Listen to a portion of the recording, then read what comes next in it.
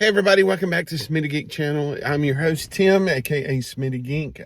Haven't done a travel video in quite a while, so thought we would do one in this video. So you guys stick around. We're going to do some local traveling, and I want you to go with me. So come go with me, hang out, don't go anywhere. Okay everybody, thanks again for stopping by the channel. In this video, like I said, I want to do a little bit of local history. For those of you who don't know, I actually live in the upstate part of South Carolina. I'm originally from Western North Carolina, but I've been in this area for several years now because most of my immediate family is here now. The town that I live in, or the area that I live in, is just outside Spartanburg, South Carolina. Now, for those of you who aren't familiar with Spartanburg, Spartanburg is about an hour southeast of Charlotte, down at 85. And there's not a whole lot here. It's kind of a sleepy community, but it is one of the bigger communities in the state. We don't have a lot of claim to fame. But most notably, for most music people, and I want to do this because I recently did a short on Toy Caldwell. Most notably, it is the birthplace of the Southern rock band Marshall Tucker. So today I'm going to share a little bit of Marshall Tucker history with you guys, drive you around a little bit, and kind of show you some of the things here in Spartanburg. All right, so we're heading downtown Spartanburg. Before I do that, I want to do a little bit of a backstory on Marshall Tucker. Some of you may not know who Marshall Tucker is, but I'm going to tell you, you may not know them right off, but you probably know their music. They were a classic Southern rock band here from upstate South Carolina, and they're most notably known for their Southern rock anthem, Can You See? So if you can't, you see, I should say. So if you've heard any Southern rock, you've heard that. There is a flute part in that makes that song stand out. They also had another hit called Fire on the Mountain. And then what was the other one? I've gotten my mind blank. My mind is blank all of a sudden. But they had several hits, but I think Can't You See is probably the one that sticks out the most. Most people know that song. They were founded in 1972, and they were founded after Toy got together a couple of guys. Toy got together himself. Toy Talmadge Caldwell was the lead singer and guitar player. Also got a guy named David Gray to sing. David is the only original member still touring as Marshall Tucker. The rest of the guys have either retired or have passed away. Then Toy's brother Tommy also played. He was the bass player. And then you had George McCorkle as well. I think he played guitar as well. So I know I'm missing some. I know Paul Riddle was in there. He was their drummer. I actually met Paul several times. Paul was a great guy.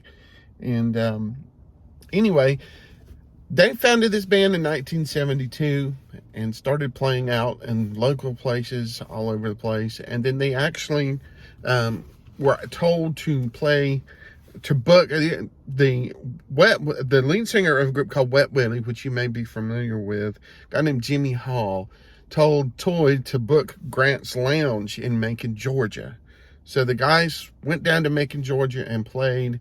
And that's where the two of the guys, Frank Fortner and Phil Walden of Capricorn Studios, discovered these guys. Now, Capricorn Studios was a huge recording studio in Macon, Georgia in that time.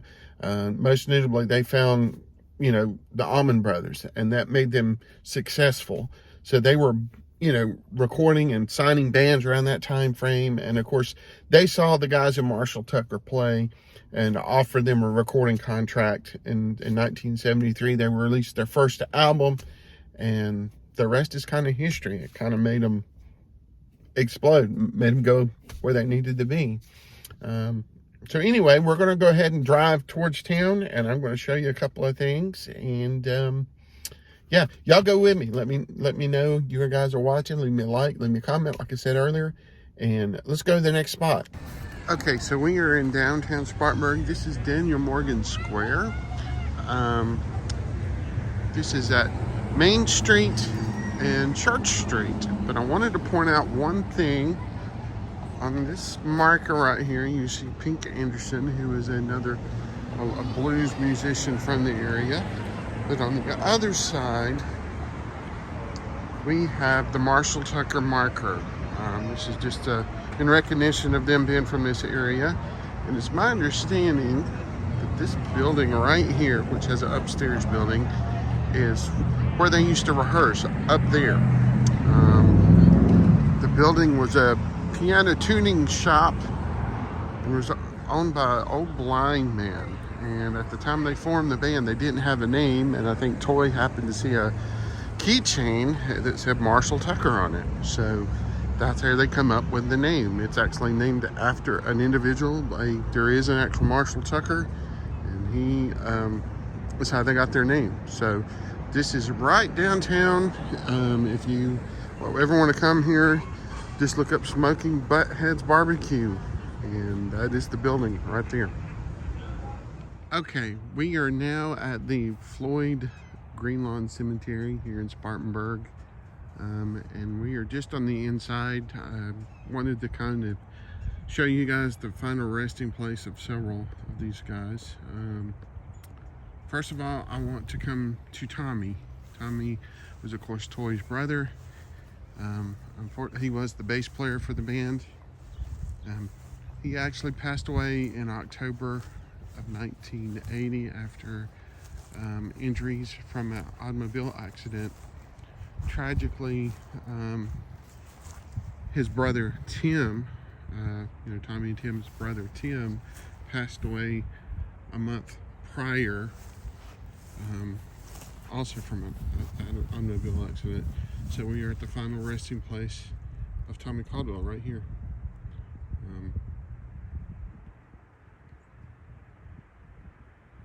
Looks like some folks have been here but prior.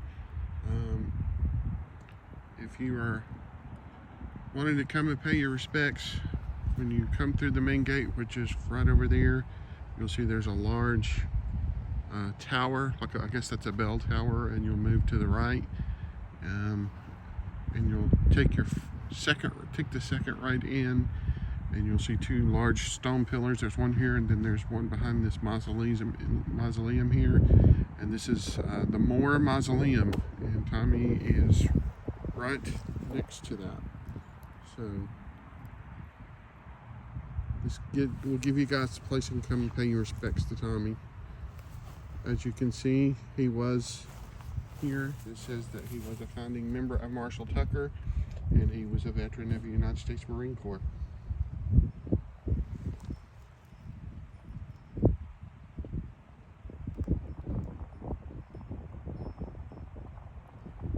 Okay, so now we are in the back of the cemetery. This is a pretty large cemetery. Tommy is back over there. It's my understanding that George McCorkle is here also. He passed away in 2007 of cancer. But if you're looking for Toy's grave, you want to come and pay your respects, what you'll do is you'll come to the very back of the cemetery. If you notice down in the far corner down there, there's a mausoleum down there, and you'll just drive a little bit of a ways up, and you'll see this monument here. Has some figurines on it, and then you're going to cross the road, and he should be right down here on the left with his wife Abby. It's about 100 feet or so, I think. It's not too terribly far, but we're going to go find him. I think maybe could be him with the flags here. I'm not really 100% sure, but I do know obviously he did serve. So yep, right here. Here's Toy, right here, and his wife Abby. Toy passed away in 1993 after a heart attack. But there again, if you guys want to come and pay your respects to him, that's how you can do it. So both Tommy and Toy and George McCorkle, which I'm not sure where he is, but I know he is also laid to rest here as well. So thanks again for watching. I appreciate you guys. Hope you guys found that informative. If you're a Marshall Tucker fan or a classic rock fan, or if you just want to come to town and do a little bit of history, exploring, And appreciate you guys as always. Feel free to leave me a like or a comment. And don't forget to subscribe if you like content like this. And we will see you guys in the next video. Till then, thanks again for watching and have a great day. Bye-bye.